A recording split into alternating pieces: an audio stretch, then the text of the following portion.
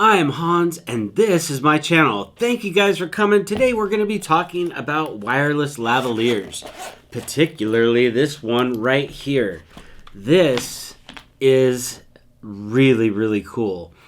I didn't really know what it was going to do, but I finished this video and I had to come back and do a new intro because this thing is so cool.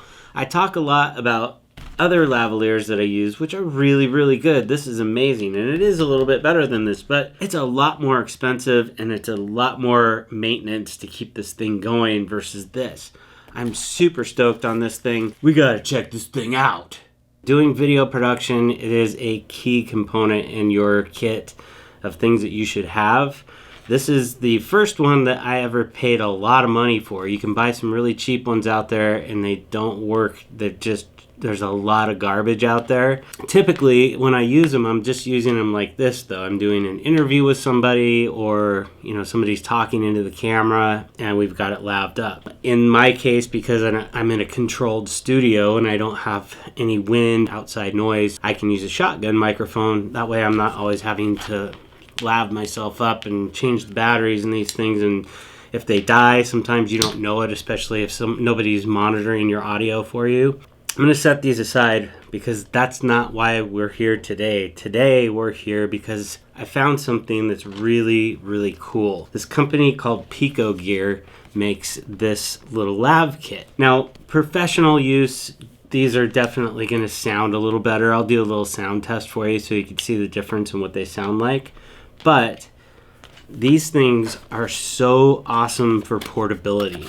And there's two of them in one receiver. It's got a little instruction manual that is one page, and that's it. And that's really all you need to know. When you open this thing up, you've got your charge cord there. It comes with all the stuff that you need, but look how cool this is. Let's turn it on.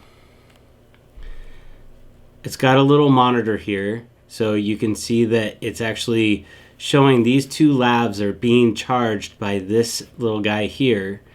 And then this part here goes on the back, and then you can mount it onto the top of your camera. So this is it. This is the whole thing right there.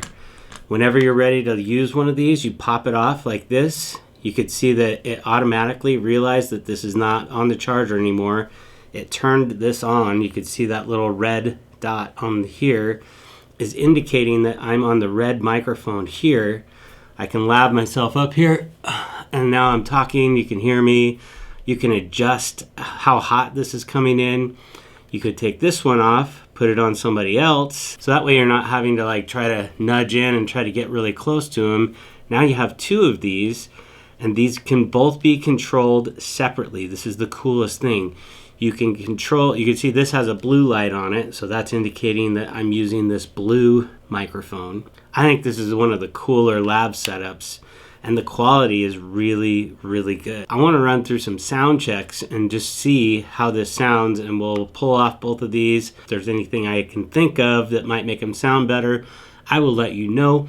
Let's do this thing together right now. My Rode microphone works really well right about this distance with the camera the way it is there. So I'm gonna just try turning these down in the Pico. So let's try that real quick. Got it on -12 and it still seems like it's hot.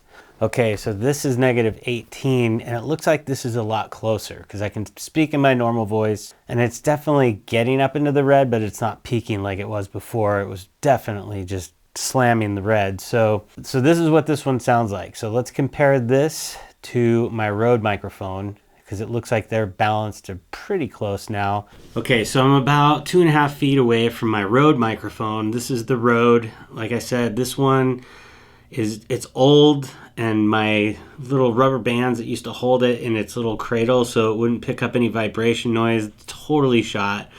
I've had to kind of jerry-rig the whole thing to get it to work right, but I do love this microphone. It sounds great. Now I want to test my Sony's, and then let's see if we can tell a difference if we do like a side-by-side test. So this is the Sony lav that we have here. I had to go into my camera and actually turn down the input in my camera because the Rode, I actually have to have it turned up about 16 to actually get it to sound right where I want it to. This one I had to turn down to 8. Let's put all of these side by side and see how they sound compared to each other. Let's do a side-by-side test. This is the Rode microphone. Let's do a side-by-side test. This is the PicoGear Wireless Lav. Let's put all of these side by side and see how they sound compared to each other. Let's do a side-by-side test. This is the Rode microphone. Let's do a side-by-side test. This is the PicoGear Wireless Lav. This is the Pico with the noise reduction on. So you shouldn't hear quite as much background hissing. I noticed that in my last one. Let's play this side by side with that. So this is the PicoGear with the noise reduction on. Let's do a side-by-side test. This is the PicoGear Wireless Lav. Let's put all of these side by side and see how they sound compared to each other. So this is the PicoGear with the noise reduction on. Well, I'm really glad I did this test because now that Rode microphone that I loved so much is probably going to be out. The thing that was really revealing to me is with a little bit of tweaking with this, comparatively to this, I feel like for the portability of this, with this I have to have a hard case and everything else. This is pretty portable. So if I'm going on a run and gun type of a shoot, or I'm going to interview some people or talk about product, let's say I'm going to go hypothetically to a bike store. What if the owner's there and a tech is there, and I want to talk to both of them and I want to have them mic'd up? So the tech could be in the back and the owner could be in the front, and they could actually be doing an interview at the same time. The range on these things is insane. I've seen a couple guys on YouTube. I'll actually put a link to one of them because it was really funny. He was able to go, it looked like 100 yards to me. Probably wasn't, maybe it was 50 yards, but still, for something like this to be able to go that far and still be very, very clear, it was pretty impressive. So I want to show you guys the menu system on this. It is pretty cool. You've got some options there as far as setting up your gains, low pass. I think there's a high pass or a low pass. You can set it up so that it's muted. I just think this is really neat the way that they did this. It's such an intuitive little screen that they've got here. You scroll through by pushing the buttons and you'll see that it's selecting different areas, so I can go into whatever it is, whether it's the headphones or whether it's one of the microphones. I just hit this little middle button and it'll take me into that microphone, and here's all of my settings for that mic. I can quickly get into here and I can set the gain different for one mic than another mic in case somebody's got a louder voice than somebody else. And then you have a little arrow on the bottom, push that, get back out to this main menu. When you pull the microphone off of here, it's going to automatically note that it's off, and you'll see it's already working right here. So now if I was to put it on my shirt, so now I'm mic'd up, you have a little bit of a monitor there so you can see what's going on. You're able to make those adjustments on the fly. I'm really impressed with this. I think it sounds really, really good, and for a run and gun, this actually might be my new microphone that I use here in my studio, just because this one seems to be picking up a lot of reverb or echo. I've got wood walls in here. These are outstanding. They're better for sure. There's no doubt about it. You can hear it in the test. So I think these ones are the best, but these were also about $850 when I bought them. I don't know how much they cost now, but I've had them for a really long time, so it was money well spent. I've used these things a ton for thousands of projects. The other thing that you have to keep in mind with these Sonys is that it's not all the TX and the RX. Has a lot to do with this lav mic, and I have seen lots of these and they're very expensive. This one costs, just for this thing by itself, was about, I think it was $214 at B&H, and then they had one for $139, and then they had a different one.